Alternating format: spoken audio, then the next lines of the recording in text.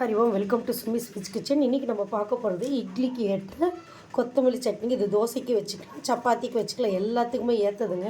இப்போ பாருங்கள், அதுக்கு தேவையான பொருட்கள் என்னென்னு பார்க்கலாம். உளுத்தம்பருப்பு 1 ஸ்பூன், கடலைப்பருப்பு 1 ஸ்பூன், சின்ன வெங்காயம் ஒரு 15, 2 காஞ்ச மிளகா. உங்களுக்கு வேணும்னா ஒன்று எக்ஸ்ட்ரா, இது கொஞ்சம் காரமாக இருக்குங்க, அதனால் நான் 2 எடுத்திருக்கேன்.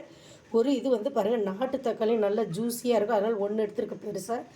சப்போஸ் உங்களுக்கு ஆப்பிள் தக்காளி கிடச்சதுனாக்கா அது 2 எடுத்துக்கோங்க, புளிப்பு கம்மியாக இருக்கும். இது 10 ரூபா ஒரு கட்டு ஃபுல்லாக இருக்கக்கூடிய கொத்தமல்லி, தேங்காய் தேவையான அளவு, பூண்டு ஒரு 3 பல்லுங்க.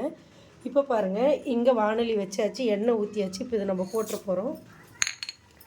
இதை நல்லா வதக்குவோம், வறுக்கணும். இது வறுப்பட்டுருச்சு. இதில் பச்சை மிளகா போட்டுடலாம். நிறைய பேர் இந்த இடத்துல காஞ்ச மிளகா அதையும் போடலாம், உங்களுக்காக ஒன்று போட்டு காமிக்கிறேன். இப்போ இதில் பூண்டு போட்டுக்கலாம்.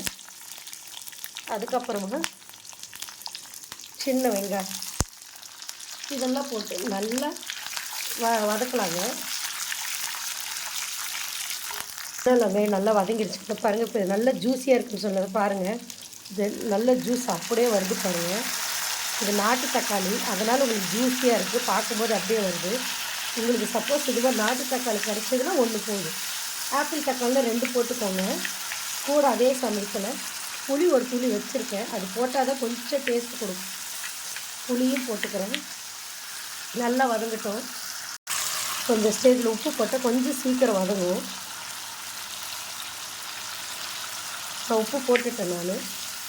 இப்போ நல்லா வதங்கட்டும். இப்போ நல்லா வதங்கிடுச்சு. இந்த ஸ்டேஜில் தேங்காய் துருவல் கொஞ்சமாக போட்டுக்கலாம். இதை நான் எப்படி சேவ் பண்ணலாம், இது 10 நாளுக்கு முன்னாடி துருவி ஃப்ரீசரில் வச்சுட்டேங்க. உங்களுக்கு தேவையானப்போ நம்ம எடுத்துக்கலாம். அப்போ நீங்கள் ஃப்ரெஷ்ஷாக துருவின மாதிரியே இருக்கும். பார்த்தீங்களா எவ்வளோ சாஃப்டாக இருந்தது, நல்லா இருந்தது. இப்போ இதுவும் நல்லா வதங்கிடுச்சு, தக்காளி நல்லா வதங்கிடுச்சு. இப்போ இந்த ஸ்டேஜில் கொத்தமல்லி தழை நம்ம போட்டுருவோம்.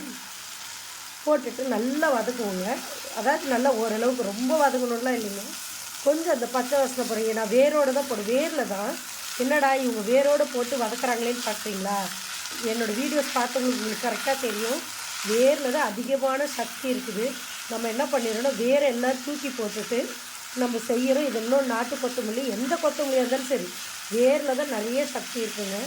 இது கொஞ்சம் வதக்கிட்டு நம்ம சட்னி அரைக்கலாம். இப்போ பாருங்கள், ஓரளவுக்கு வதங்கிடுச்சு. இப்போ நம்ம எடுத்து இதில் போட்டுடலாம். அரைச்சாச்சுங்க, நல்லா வறுபட்டுருச்சு, நல்லா அரைஞ்சிருச்சு. இப்போ நம்ம ஒரு இதில் எடுத்துடலாங்க, பாத்திரத்தில் தாளிச்சிடலாம். இப்போ நான் தாளிக்கிற கரண்டி வச்சுருக்கேன் நான். இப்போ இதை தாளிச்சிடலாங்க. அதுக்கு பாருங்கள், கடுகு, உளுத்தம்பருப்பு, சீரகம் நல்லா பொரியட்டும்.